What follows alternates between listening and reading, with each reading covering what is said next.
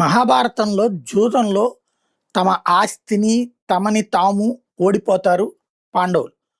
ఆ తర్వాతన ఇంకా ఏముంది పెట్టుబడి అంటే మీ భార్య అంటే అప్పుడు ద్రౌపదిని గూడా పెట్టుబడిగా పెట్టి ఆడి అక్కడ ఓడిపోతాడు. ఆ ద్రౌపదిని ఈడ్చుకుని తీసుకొస్తాడు ఆ రోజున దుశ్శాసనుడు.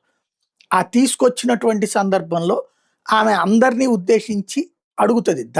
ఇంతమంది ధర్మాత్ములుండి ఈ విధంగా ఒక మహిళని ఈ విధంగా చేయడం ఎంత అరాచకం, మీరందరూ చూస్తూ ఊరుకున్నారని భీష్ముడు వీళ్ళందరినీ అడిగినప్పుడు ధర్మం ప్రకారం వాళ్ళు మీ భర్తలు చేసింది అది తప్పు కదా అంటేను, ఒక్క విషయం చెప్పండి, మీరందరూ ధర్మపరాయణలే కదా, నన్నోడి తన్నోడినా తన్నోడి నన్నోడినా అని అడుగుతుంది. అంటే ముందు వాళ్ళని ఓడిపోయాక నన్ను పణంగా పెట్టే అధికారం వాళ్ళకు ఉంటుందా, లేదా నన్ను ముందు పణంగా పెట్టి ఆ తర్వాత ఓడిపోయాక వాళ్ళని పెట్టుకున్నారా? వాస్తవంగా వాళ్ళని వాళ్ళు ఓడిపోయాక తర్వాత ఆమెను పెట్టుబడి పెట్టారు. అట్లెట్లా కుదురుతుంది అప్పుడు అన్నటువంటిది ఆమె ధర్మ సంకటం. ఇది ఎందుకు చెప్పాల్సి వస్తుంటే ఇప్పుడు సిపిఐకి ఎట్లాంటి ధర్మ సంకటం వచ్చింది.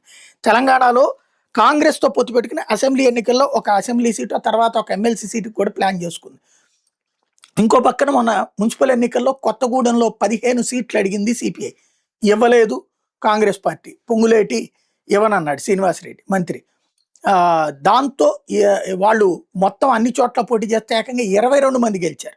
చివరికి కాంగ్రెస్ పార్టీ మనమే 40 గెలుస్తాం అనుకుని 22కి పరిమితమైంది. దాంతో ఎవరైతే ఓ పక్కన కేటీఆర్ తమకొచ్చినటువంటి సీట్లుతో మద్దతు ప్రకటించారు సిపిఐకి. దాంతో సిపిఐకి ఒక సాధికారత లభించింది. దెన్ రేవంత్తో బేరమాడింది, ఇదిగో చూసుకోండి మరి మీరు అంది. అప్పుడు రేవంత్ చచ్చినట్టు అక్కడ ఫస్ట్ టర్మ్ సిపిఐ ఉండేటట్టు, ఆ తర్వాత 2.5 ఏళ్ల తర్వాత మేయర్ మళ్ళీ కాంగ్రెస్ తీసుకునేటట్టు, ఇప్పుడు డిప్యూటీ మేయర్ కాంగ్రెస్కి, అప్పుడు డిప్యూటీ మేయర్ సిపిఐకి అన్నటువంటి కోణంలో ఒప్పందం కుదిర్చారు.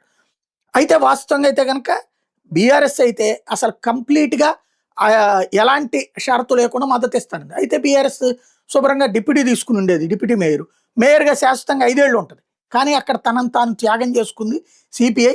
మొన్న అసెంబ్లీ ఎన్నికల్లో తనకి ఇచ్చినటువంటి సీటును దృష్టిలో పెట్టుకుని న్యాయంగా.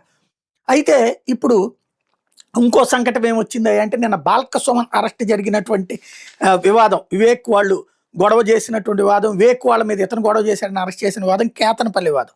అక్కడ టోటల్గా 22 సభ్యులకు గాను కాంగ్రెస్ పార్టీకి వాళ్ళకి సంబంధించినటువంటి ఎమ్మెల్యేలు ఎంపీల ఓట్లు ప్లస్ స్వతంత్రుల మద్దతు కూడా కలిపినా కూడా 10 ఉంది. అదే సిపిఐకి బీఆర్ఎస్కి కలిపితే 14 ఉన్నాయి.